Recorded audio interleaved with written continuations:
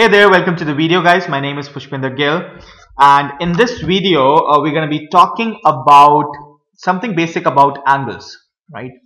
So we'll be introducing the term angles to you in this video. Now, how do you actually define an angle? So an angle actually has two sides. It has something that we call as the initial side, a side from where the angle starts, and it has something that we call as the terminal side, right? So this is something that we call as the terminal side, right? So angle is something that is the measure between the initial side and the terminal side. Now this is something that we will call, or we will relate to be as the angle, right? So an angle actually has two things, as we already said to you. It has the initial side, which is the initial position of the angle, and it has the final position, which is called the terminal side of the angle. And the point of rotation is called the vertex. So the point of rotation of the angle is called vertex. So that means in this case, this point of rotation will be known as the vertex. So these are the important terminology that we will be using going forward in all our future videos. The vertex is the point of rotation. This is the initial side, and this is the terminal side. Now, an angle can be termed as a positive angle or a negative angle. Now, what exactly is a positive angle and what exactly is a negative angle? Let's try ahead understand that, right? So in a positive angle,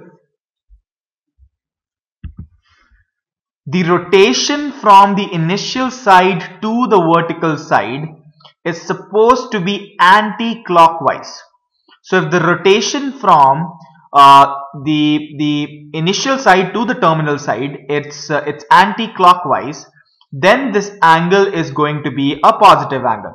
However, if the rotation from the initial side to the terminal side, so let's suppose if I say, let's just eliminate this. So let's suppose that this is actually the initial side and this is the terminal side. So if the rotation is clockwise, as you can clearly see that the rotation of the angle is clockwise, then it is termed as a negative angle. So if the rotation is anti-clockwise, it will be termed as a positive angle. If the rotation is anti-clockwise, then it will be termed as a negative angle, right? So there are a few other terminologies that are very, very important in understanding the angles, right?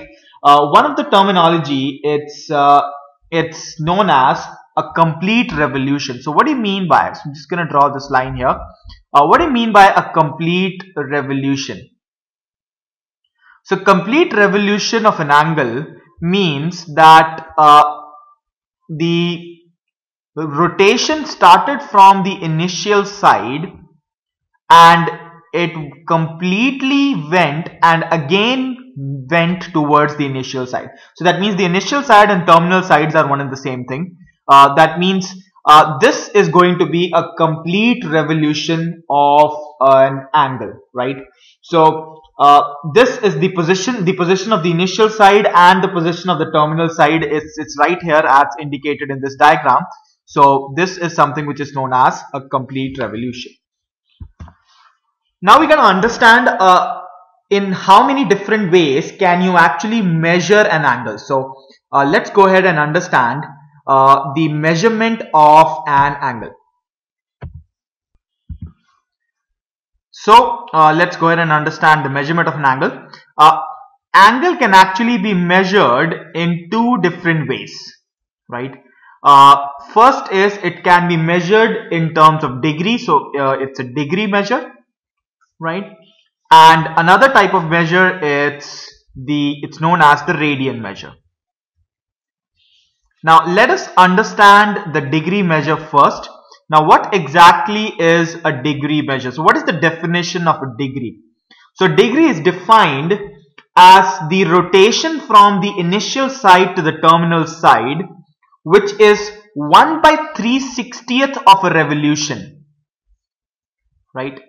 So speaking in layman terms, in degree measure, one complete revolution is equivalent to 360 degrees, right? So one complete revolution is 360 degrees, or speaking otherwise, 1 degree is actually equal to 1 by 360 of a revolution, right? So that is actually the meaning of degree. Now degree is actually further divided into various parts. Now 1 degree contains 60 minutes. That's the method there. 1 degree contains 60 minutes, and 1 minute, something that you'll already know, contains 60 seconds, right? So it contains 60 seconds. So degrees are denoted by kind of a circle. So let's suppose if I want to talk about 1 degree, I'll be talking like 1 degree is equivalent to this, and that is actually equal to 60 minutes. Now minutes are denoted by a single dash on the top, and 1 minute is equal to 60 seconds, and seconds are denoted by 2 dots on the top. Fine. So suppose you're understanding what I'm trying to say here. So let's suppose if I want to write 3 degrees, 40 minutes and 30 seconds. Let's suppose I want to denote that. So how will I do that? That would be denoted as 3 degrees, 40 minutes and 30 seconds, right? So that would be the way to denote the degrees, minutes and seconds. So suppose you're understanding this point here. Let's understand what is the meaning of a radian, right? So let's go ahead and understand the radian measure of an angle. Now what is the definition of a radian measure? Now it's actually taken in terms of geometry. So first we assume a circle which has a unit radius. So what do you mean by a unit radius? A unit radius means the radius of the circle is equal to 1 unit. So let's suppose this is the center of the circle, which I'm going to denote it by O, and the radius is 1. So if the radius is 1, this is 1 and this is actually 1. Now radian is defined as the angle subtended in the center, this angle here in the center, when this length is also equal to 1. Right? So let's suppose if this angle it's beta, so the radian is defined as, so this is actually equal to 1 radian, this is equal to 1 radian.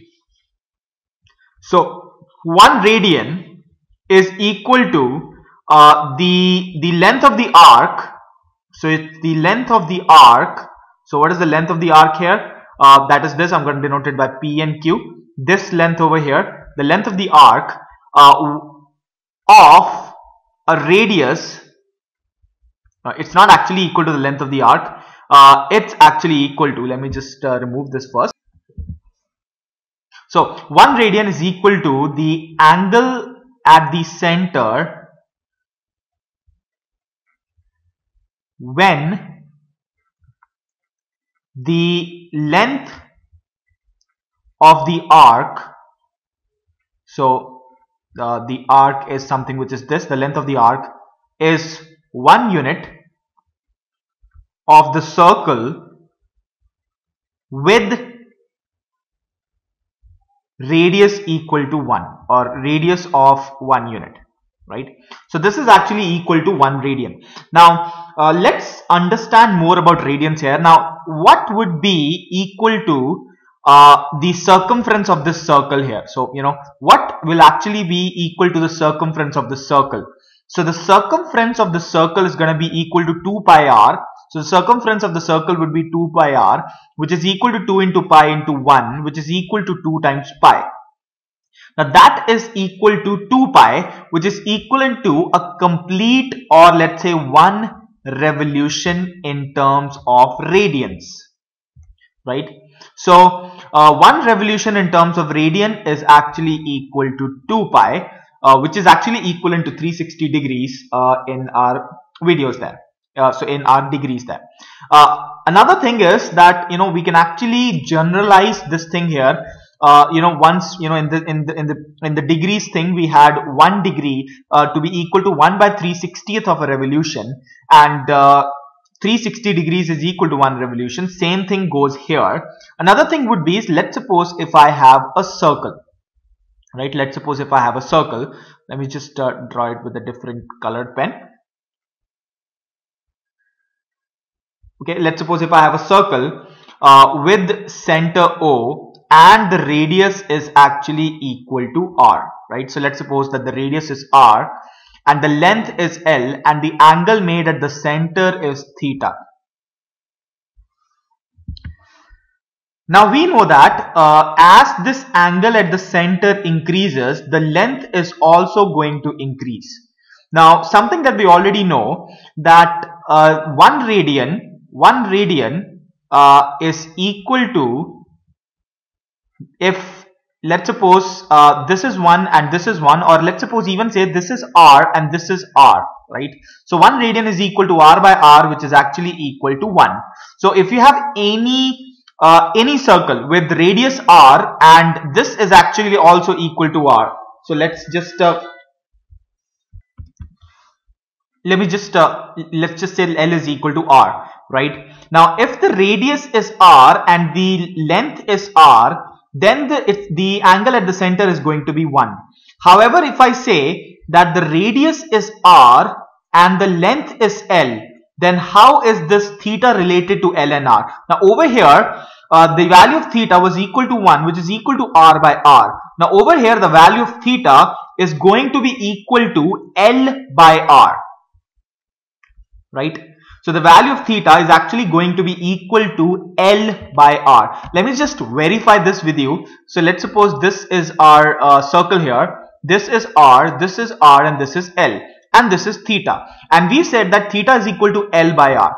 Let me say that what happens when you do a complete revolution. So when you do a complete revolution, the value of theta is actually equal to 2 times pi, if you do a complete revolution, which would be equal to the value of L. Now the value of L when you do a complete revolution is going to be equal to 2 pi R divided by this R, which is actually going to give you 2 pi, right?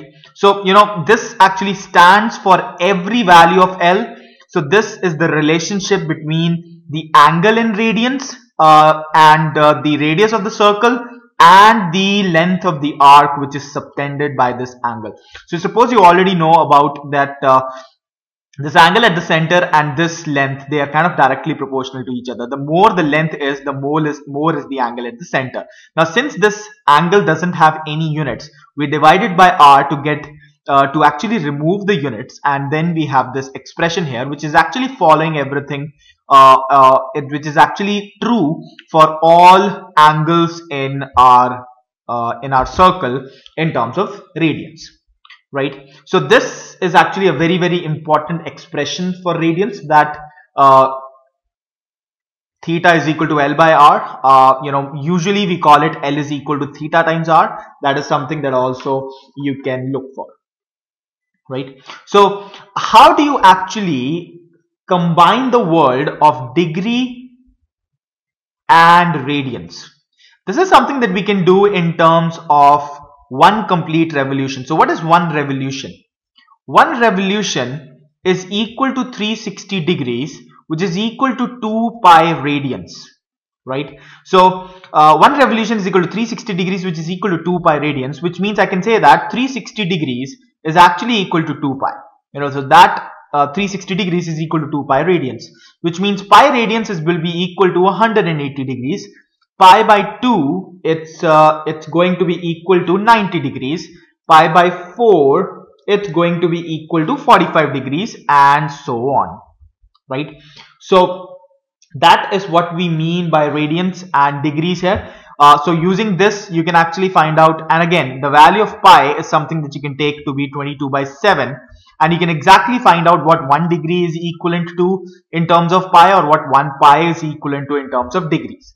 So if I just want to write that down, I would say that 1 radian, it's equal to, since we already know that 2 pi radians is equal to 360, so 1 radian is going to be equal to 360 by 2 pi, which would be equal to 180 by pi.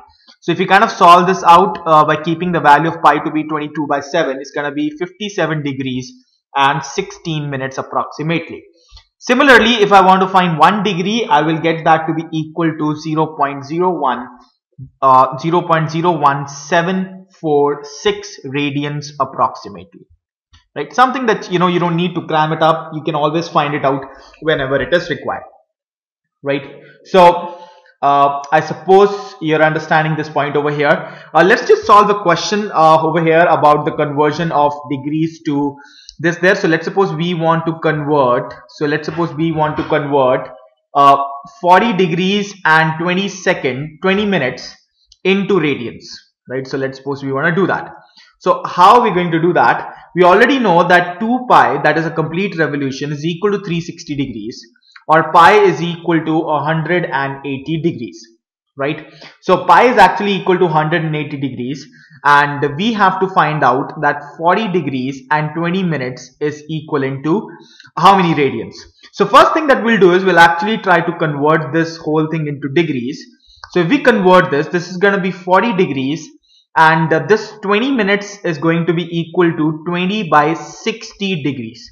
So this is going to be equal to 40 degrees plus 1/3 of a degree. That is going to be equal to 40 into 3 plus 1 over 3 degrees. So this is going to be 121 over 3 degrees. Now what we have to do is we have to multiply this, we have to convert this in terms of radians. So if you kind of just apply a unitary method here, if pi radians is equivalent to 180 degrees, then 121 degrees by 3 will be equivalent to how many radians?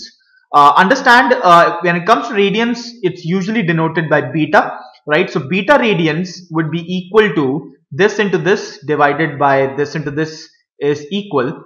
So pi into 121 by 3 divided by 180. Right, so which is 121 pi divided by 540. So that is equivalent to this many radians. Now when we talk about radians, we just write this many radian. We don't have any sign for radian, we just write radian there. So that it's about the radians there. So let's just see another question here. This question over here says that the minute hand of a watch is 1.5 centimeters long. So let's suppose this is a watch, and the minute hand, it's actually the radius of this, which is 1.5 centimeters long. How far does it the trip move in 40 minutes? So he's saying that how far does it move in 40 minutes?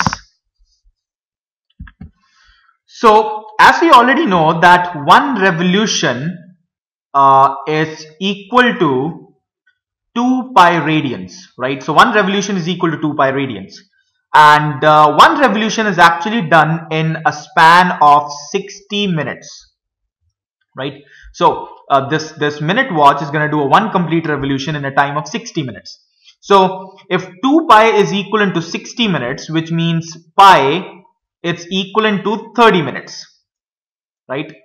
If pi is equivalent to 30 minutes, then you can clearly see that pi by 3 is equivalent to 10 minutes, and 40 minutes are equivalent to this into 4, that is 4 by 3 pi. So in 40 minutes, this is the angle. So in 40 minutes, so if let's suppose this is the distance traveled in 40 minutes, the angle in the radians is 4 by 3 pi. So this would be the distance traveled. Let's suppose this is L. Now something that you already know, that L is equal to R times theta. Theta, that is the angle at the center, something that we already did in this video. So L is going to be equal to R, which is 1.5, into theta, which is equal to 4 by 3 pi. Right? So you got the value of L, that means we got the answer. So, I suppose you're understanding this point over here, whatever we discussed. So I'll just kind of summarize what I did here. So we did the value of, so I'm just gonna get a white color pen.